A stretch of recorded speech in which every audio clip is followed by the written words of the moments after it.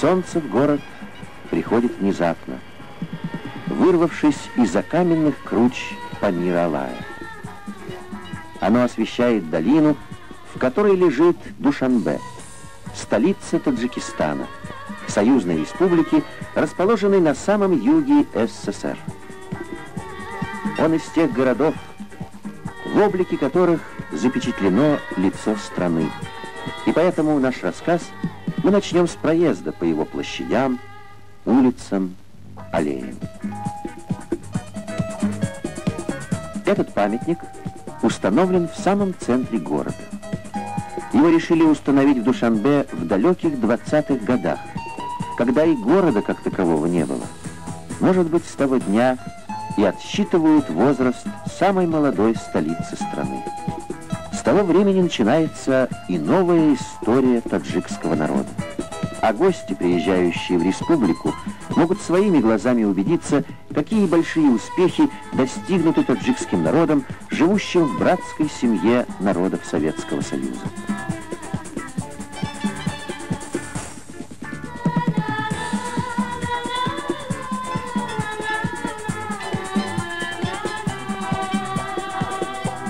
А о перспективах развития столицы, о том, как лучше решить все проблемы сегодняшнего и завтрашнего дня, идет разговор на заседании Душанбинского горосполкома.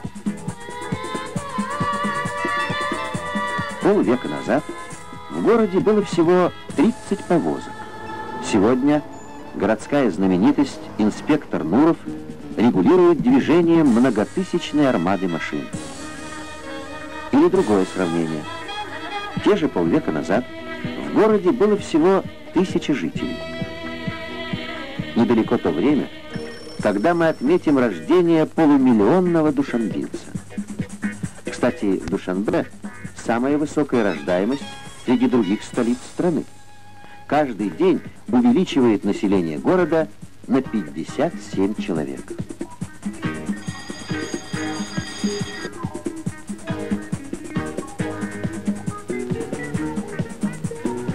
Лексикон современного душанбинца пестрит названиями районов новостроек.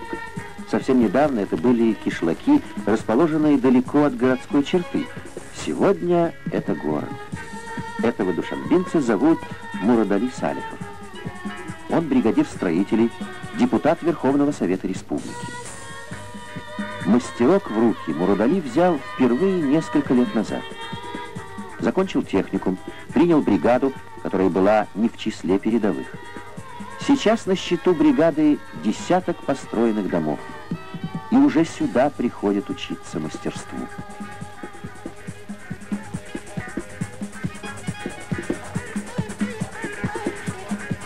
В одном из домов, построенных бригадой, Мурадали получил просторную светлую квартиру.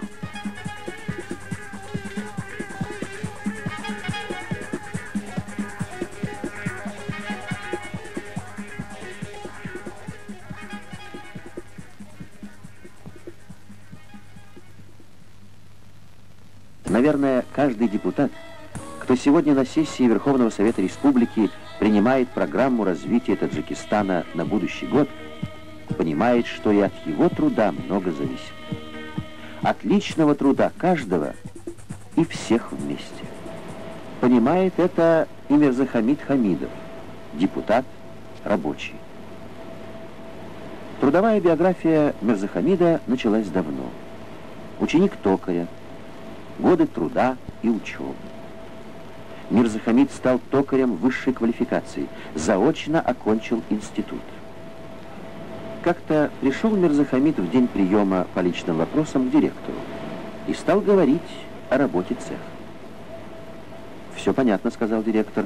«Ну, а личное дело какое?» «Это и есть личное», — ответил токарь.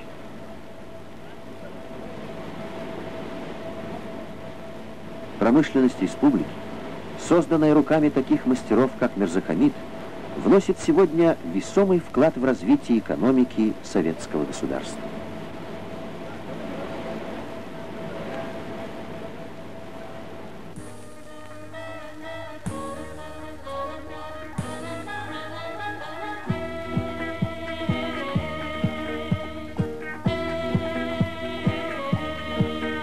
Продукция с маркой душанбинских предприятий отправляется во многие уголки мира, известна на многих главных стройках страны.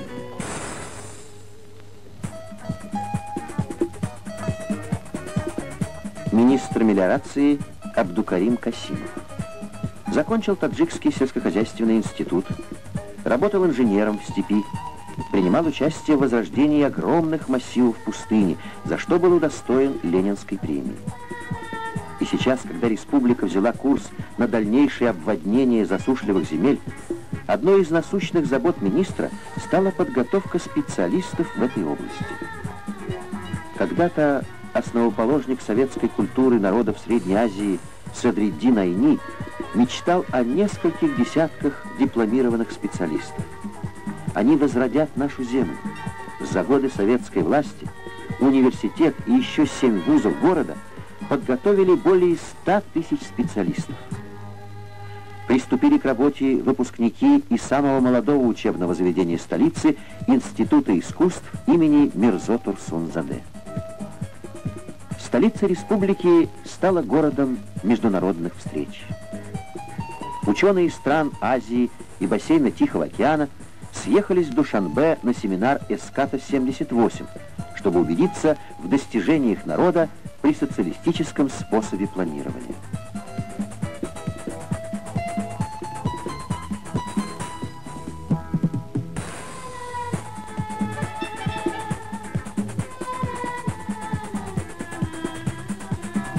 Таджикские ученые рассказали своим зарубежным коллегам о проблематике исследований душанбинских научных центров, об уже достигнутом.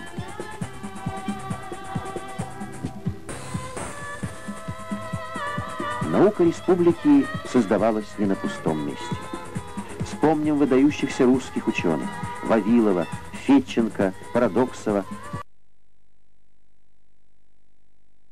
из Ленинграда в 1925 году. Преодолевая нищету и трудности на пути к созданию научных и образовательных центров, они несли знания народу. Достаточно вспомнить, что первым зданием в Душанбе стала школа.